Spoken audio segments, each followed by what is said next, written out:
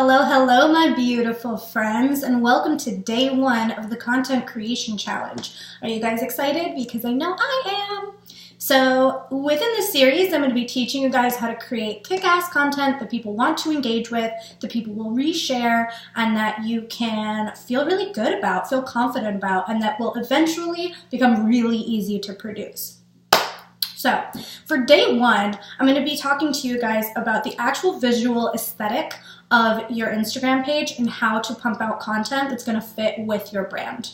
Okay, so these are quick videos. This is a challenge. I'm not going to give you all of my secrets, so listen close. So first things first. Before I work with my clients, before we sink in and talk about like how they want to approach Instagram or how they want to visually represent themselves, I tell them to think about the mood that they'd like to evoke from people when they first land on their page. Do you want people to feel motivated? Do you want people to feel happy? Do you want people to feel like they're entering a mysterious land? Do you want people to feel like they are making money? Do you want people to feel like they are in love? What is that feeling that you want to evoke from the people that land on your page? And once you have that idea in your head, I want you to go into Pinterest or go on Instagram, and I want you to start saving photos that evoke that feeling for you. Why don't you just save them all, at least so they get in a cluster and you can see them in a row. Save maybe 30. Once you have that collection, I want you to see what the themes are within those photos. Maybe it's a certain color. Maybe it's the fact that they have motivational quotes. Maybe it's a certain filter that they use. But there's always a cohesiveness that you're going to see within this framework of the emotion, right? So let's say you want people to be super happy and you find out that everything that evokes happiness for you is a grid of yellow and oranges. So then what you're going to do is you're going to start looking for things that have those colors in it, because you know by your own experimentation that's what's going to evoke the emotion you want. So when you're saving photos and you're ready to repost them because they evoke an emotion in you and you're ready to write a stellar caption about it or you're ready to share it with your community, there are some ethics involved.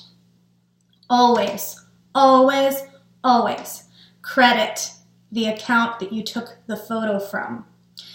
I, as a person that has all original content, takes all my own photos and writes all my own words, would really appreciate if I got credited when people repost.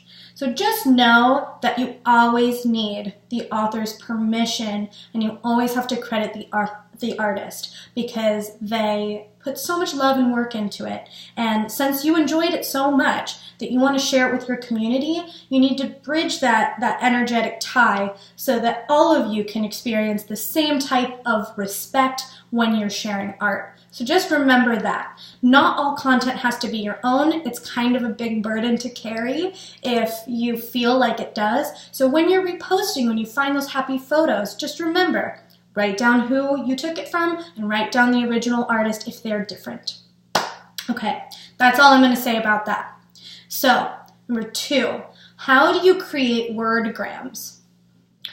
So when people see motivational quotes in Instagram, generally they have a big visceral reaction to them, right? So it's either like, I totally vibe with that, or I absolutely don't. Either way, it gains lots of engagement. But where do you make them? There are 3 places. My favorite to use is PicMonkey, or Canva, or this one, I'm going to show you guys on my phone, that I use all the time. So it's this one right here, and it's called Textorama, or Typorama rather. So they have a bunch of cool funky fonts. You want to make your things aesthetically pleasing. You want them to be clear so that people can read them. And you want to have something of value to say. We'll get into that a little later within the challenge. But for now, that's how you create your wordgrams. A big tip is that you should probably always watermark them because of what I said previously. So now you know how to find content that's going to match with your own. You know how to create a wordgram. Now let's talk about taking an attractive photo.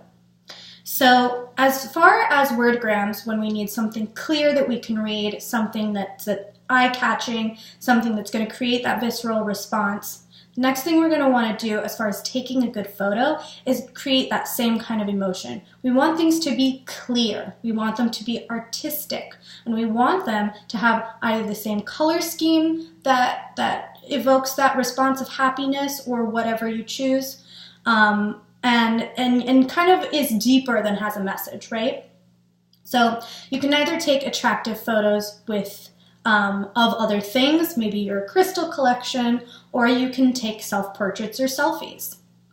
Either way, you're gonna need good lighting. That is the key to every good photo, is good lighting. You don't need a good camera. You can take your phone and it takes just fine pictures. But if you don't have good lighting, it's gonna come out grainy, it's not gonna be received well, and you're not gonna get as much engagement because people are kind of, the eye is very hard to convince once it's been convinced otherwise. So just remember that. As far as taking photos of yourself, it's really good to start playing around with your angles and see which ones you like the best, what you think are the most attractive, and what you can tell a story with when you're creating a set. Now, again, this is a very brief overview on how to create content because I'm going to get more into it throughout the rest of the challenge. But in terms of creating art, in terms of creating your first post, you have now 3 options. You can repost ethically from another account. You can create your own wordgram using your own words, a quote you found on the internet, as long as it is also credited, but you know where you can do that, and taking attractive photos by using what? Good lighting. So now, with these 3 tips on how to kind of construct your own thing, I want your assignment is to create a Pinterest mood board to create a barometer for a cohesive brand. You can either do that, you can either do that or you can do saved photos within Instagram.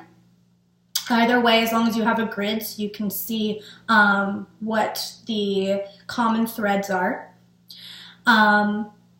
You can find 3, I'm looking at my notes right now. And find 3 thought-provoking photos that you can credit. So if you're scrolling through Instagram and it's part of your saved photos, find 3 that you can credit, save them in your backlog because you're going to be needing them for the rest of this challenge. Bonus challenge, creating a wordgram. This is your bonus assignment if you're feeling saucy. Maybe you think of something really stellar that you want to share with the world. Maybe you see a quote that feels really strongly to you, or something. I want you to create a wordgram as a bonus if you're feeling saucy. And then your super bonus is if you take an attractive and enticing photo.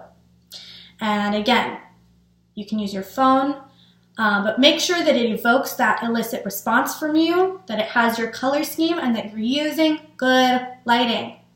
So within your challenge, this is the whole purpose of the challenge. It's happening on Instagram. You're gonna, whatever photo you choose, whichever one really sticks out to you the most, I want you to publish it by the end of the day with the hashtag content with intent and tag me. And I'll be sharing my favorites right on Instagram for a feature. All right, guys, that's day 1. I know we went quick, but this is a challenge. I know you can do it. See you tomorrow.